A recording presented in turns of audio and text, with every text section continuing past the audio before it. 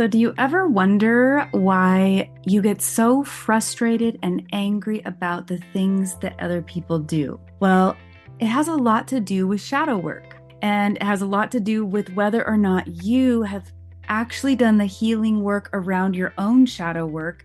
And it's funny because shadow work has a lot to do with the way we show up in our attachment style.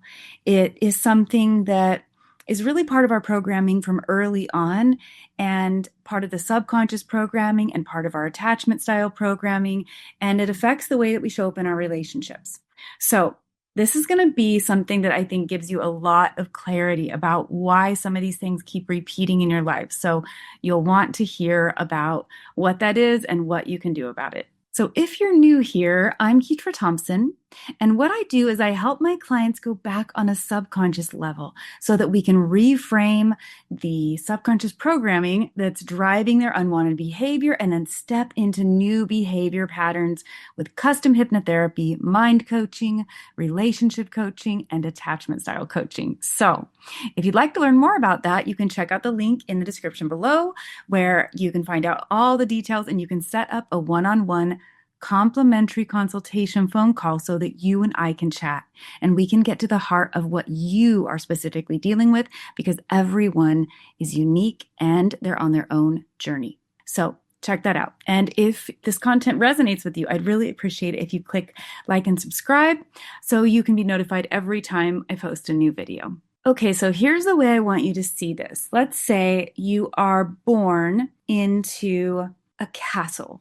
When you're a baby, when you're a small child, and every room in the castle is representative of all the aspects of you. And over time, people criticize these aspects of you. They criticize your opinions, your assertiveness, your sexuality, your whatever, you name it. And every single time they criticize these parts of you, you close another door in your castle. And all these rooms get closed off. And then imagine that over time, those rooms sink down into the basement. And the only thing that's left for you to live in is the 3-bedroom home size place that's no longer a castle. All these parts of you have been suppressed underground. And so you avoid them, you try not to look in those rooms, and over enough time, you forget they're even there. You're detached from that part of yourself. And this is what happens when we start shutting down the parts of ourselves so that we can be acceptable to the people in our life. And this is how our protective functions are formed. So you consciously forget that these rooms exist, but your subconscious does not forget. It also knows that this part of you exists and that you've been denying it and you've been shutting it down. And this can happen with your sexuality, depending on the environment you grew up with, shame-based comments that came at you that made you think, I have to shut that part of me down. This can happen in so many ways. It really happens with your self-worth. And so sometimes you're just no longer connected to these parts of you, and they come out in a funny way. So when we talk about shadow work, when we notice someone else doing something that we are not letting ourselves do or giving ourselves permission to access that part of ourselves, we can become really upset. So with my ex, one thing happened regularly. He would always be going out and playing, riding quads, going skiing, going snowboarding, leaving all the time. And I was really frustrated about it because he had 3 kids, I had 3 kids. I felt dumped on. I was and just not supported at home. So that part of it was not okay. But I had to be really honest with myself and ask myself, like, okay, he's running off to go play. Where am I in my own life not letting myself play? So that playful aspect of me, the lighthearted playfulness part of me, had become one of those rooms that had sunk down and that I was detached from. Now, from time to time, I could cultivate it and be a part of it, especially when my kids were young. It's easy for children to give you the excuse to do those things that you haven't done in a long time, like be playful. But that is how shadow work is. Like, it's the things you see in the other people that you criticize that you are not allowing in yourself.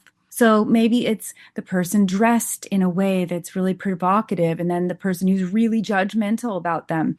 Well, the judgmental person is not letting themselves fully express their own sexuality. And they don't even have awareness of it. And so this discord between who they really are, their authentic self, and who they are projecting themselves to be is the discomfort they feel. If you think about it, that's the distance between the authentic you and the masked version of you, is that uncomfortable or bad feeling that makes you feel like you have to judge the other people around you. And so while we wouldn't want to say that we should never use our judgment, we should use our intuition. We should tune into how we feel. If someone feels unsafe to be around, we should get away from them.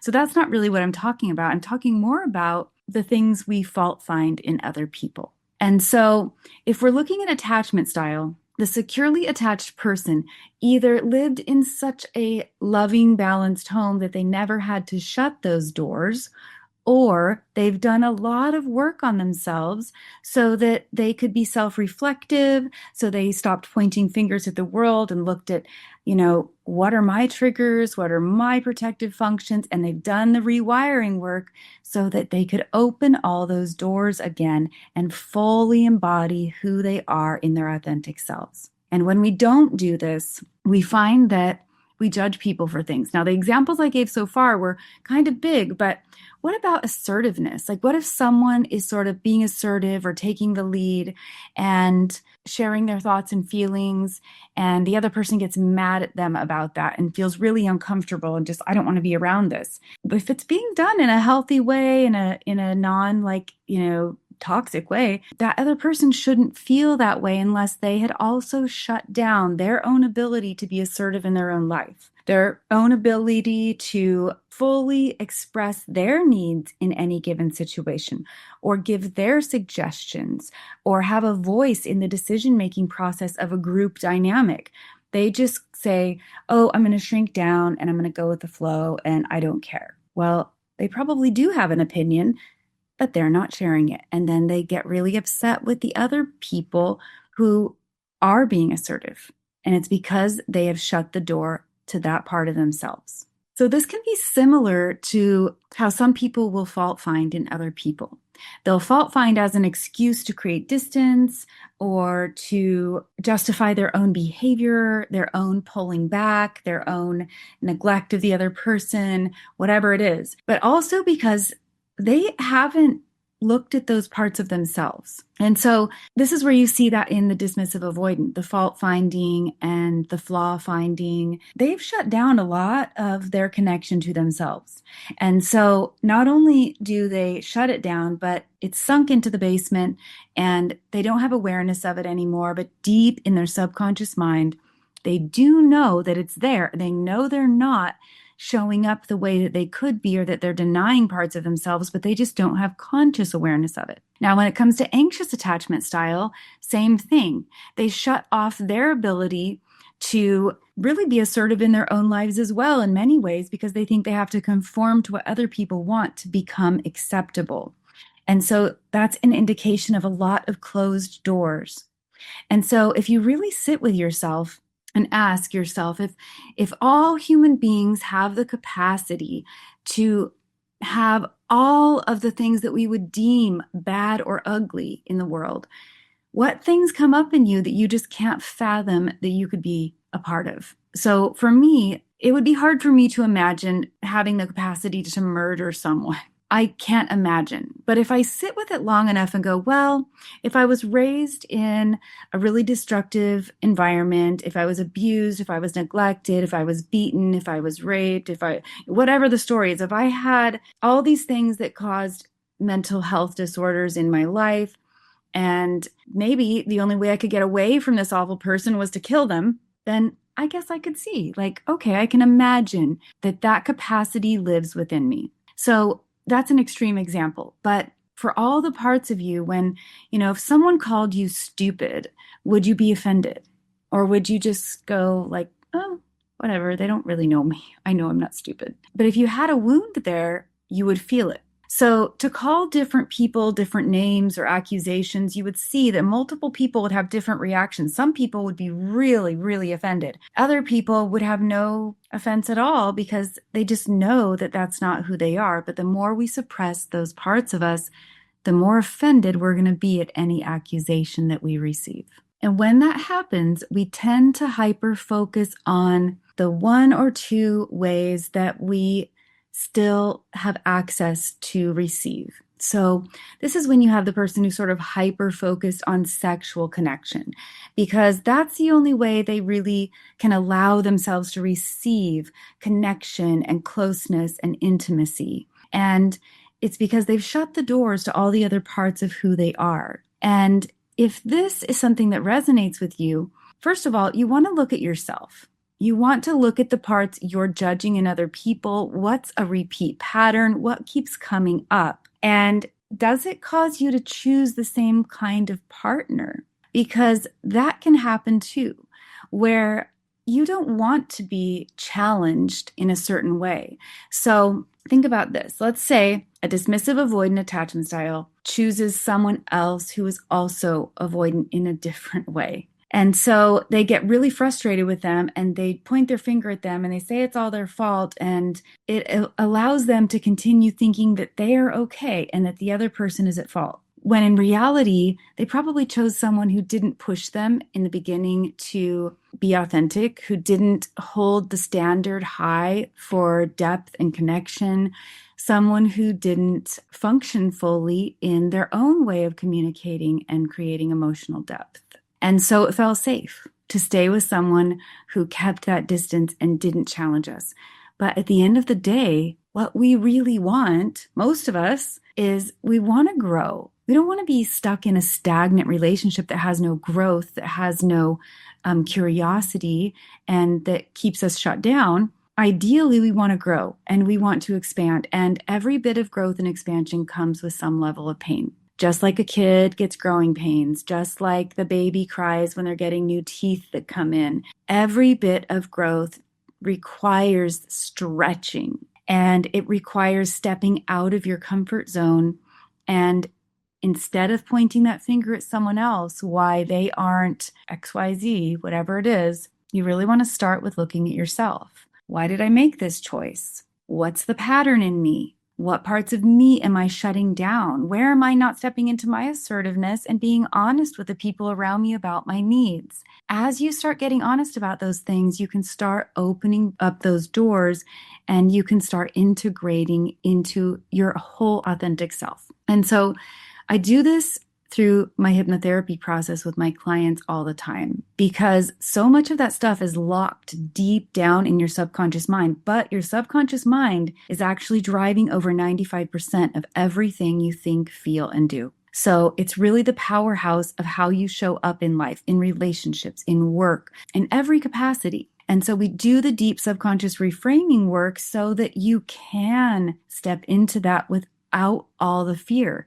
Because what's kept you from going there to this point is the feeling of fear that's involved. Fear of rejection, fear of judgment, fear of embarrassment, fear that someone else's opinion of you is going to define you and change the way the world sees you and the way you see yourself. I heard an analogy recently.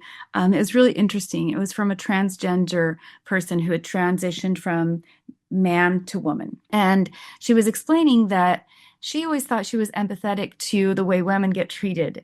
And the first time she flew on a plane as a woman, she realized that it was not what she thought. She got treated rudely, harshly, assumptions made about her when she was trying to just calmly communicate that would have never happened when she was a man. And the one thing that stood out that she said was that if you hear something long enough, you start to believe it, or you start to wonder if it's true. And so many of us have been conditioned so long, many women have been told over time all of these things that make us doubt our power, make us doubt our talent, make us doubt our abilities. And that is the case for men too, but in different areas. They've been told that they have to show up a certain way in the world. They have to not have emotions. They have to suppress. And so they start to doubt their own abilities to do these things as well. So we've all been told these things over time. And when we can get to the subconscious root of it, now we can step into that without that locked down shut down fear that comes up inside of us that keeps us stuck. And so that's really the key. It's not just doing things differently, it's also getting to the root of what's going on. So I have this 12-week program that I take my clients through that's a combination of custom one-on-one hypnotherapy and coaching so that you can have not only the deep subconscious reframing work, but you can step into that in the real world. And I'm just finishing up a 4-week program that is going to be at a much lower price point that will help people have more access, that's called the Attachment Detox. Now, this program is going to allow you to do more of your own work because everything's pre-recorded, but it's not going to be custom like that custom 12-week program, but it will help you sort of heal from heartbreak, get yourself to a point of starting over, detach from the need for others' approval, and really reconnect with the confidence within yourself. So that'll be coming soon. You'll want to watch for that. And I rarely mention it, but in the description below, in my video description, there's always a link to download my completely free self-concept hypnosis, which is a way for you to work on loving yourself and having a really positive self-concept. And there's a quiz down there as well where you can take that quiz and you can learn if you have patterns of self-betrayal. And if you do, it's going to, well, whether you do or don't, wherever you land on the scale, it's going to give you a 3-step guide for where you are on that scale of self-betrayal so that you can take some actionable steps to change things in your life. Because at the end of the day, you want to function in a way that feels good. You don't want to drive away the people in your life because you don't know how to express your needs, because you're disconnected from yourself, or because you're fawning and people-pleasing and you're suppressing the real you and you're not letting your humanity be seen. That's like building yourself a cage and purposely staying in it. Once you realize you're in the cage, it's time to get out of it. It's time to break free from it. And it's time to allow yourself to show up authentically, because the less you're suppressing in yourself, the freer you're going to feel. So I hope this made sense to you. I hope that you have a little better idea of those parts of ourselves that shut down. And that becomes the shadow work, where we suppress these parts of us, but they never go away. They're always a part of us, and the only way to freedom is real integration. So if you'd like to learn more about your specific situation so I could make a specific recommendation for you, you can set up that consultation call so that we can chat. You can click like and subscribe so you can be notified every time I post a new video. And of course, as always, until next time, I hope you curate a life by your own design.